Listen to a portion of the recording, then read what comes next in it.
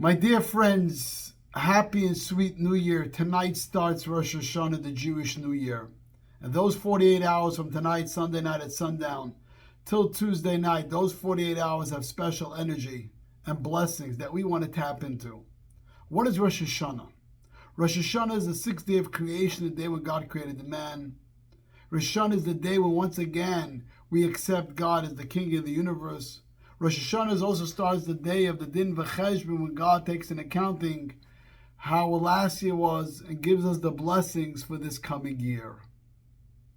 So if I ask you, if you had to choose one blessing, only one blessing that you could ask for, what would that blessing be?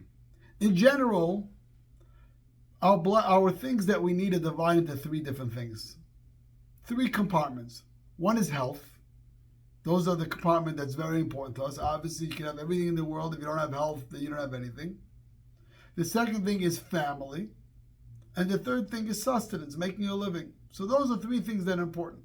So if I ask you, could you pick one thing, only one blessing that you're allowed to ask for, that you can ask for, what would that blessing be? Now, it may change from year to year. Last year, maybe one blessing, this year, another one. But it'll be very hard to pick just one out of those three things. I chose three fields that these are necessities, but then there's other things that people need. But what would that one thing be? So to tell this joke that this guy came to a rabbi, he says, I have a whole bunch of blessings I need. So the rabbi says, no, you got to pick only one blessing. He wanted a long life, he wanted to be wealthy, he wanted to have a lot of children, he wanted to have grandchildren, he wanted everything. So he tells the rabbi, I can only pick one blessing? The rabbi says, yeah. So he says, okay, I want to be blessed that when I'm 95 years old, I should be able to have lunch with my great-grandchildren on my penthouse porch overlooking the Biscayne Bay with golden plates and golden spoons. So obviously, he's a smart man, he got all his blessings into one. But the truth is, if we think about what would be the one blessing we want. So I want to share with you what King David in Psalms asked God. He asking for one blessing. This is a chapter 27 Psalms, the King David that we say every day in the month of Elul. And what does King David say?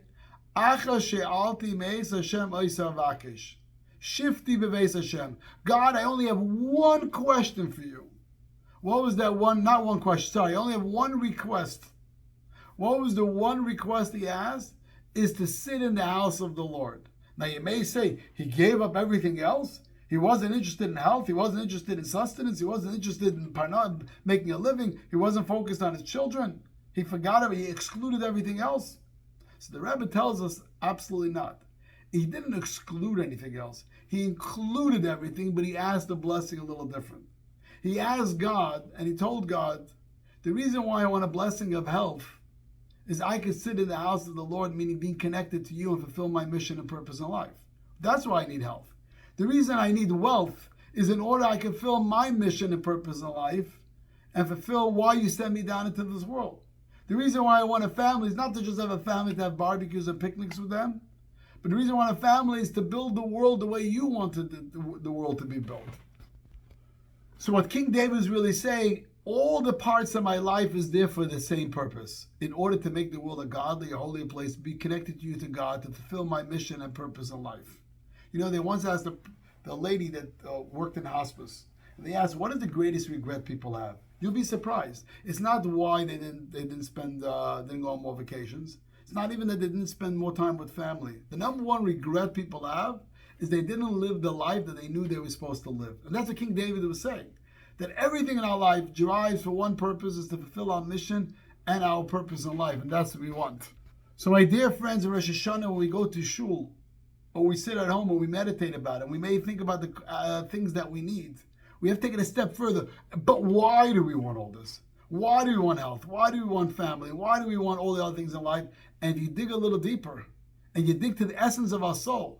But that's revealed in Rosh Hashanah. We'll come in touch because we want to be able to fulfill our mission, our purpose in life. And my dear friends, that's what makes you feel the best. I was just talking to someone who sold his business for millions and millions of dollars. And they told me, it didn't make me any happier. What makes me happy is fulfilling my mission and purpose in life. So let's be the same thing like King David. This year on Rosh Hashanah, let's say, Shifti beveis Hashem. God, We're going to ask you for blessings. We're going to ask you for things, but we're not forgetting the reason we want all this. The reason we want to be blessed for a good year and a sweet year and a kind year is not to have an easier life. That's not the main reason. The main reason is because we want to fulfill our mission, our purpose in life. Let's take upon ourselves one particular mitzvah, one act of kindness and goodness in our relationship with God and our family and the world. And then we know that when we reflect why we were brought into the world and the mission of the world, the mission of Rosh Hashanah, we say we were brought into the world because we, me, you, and each one of you listening to this video have an important mission to change the world, to make the world a godlier place. Shana Tova, may all your prayers and blessings that you ask for come to you in a revealed, sweet way, as sweet as the apple dipped in honey. Shana Tova.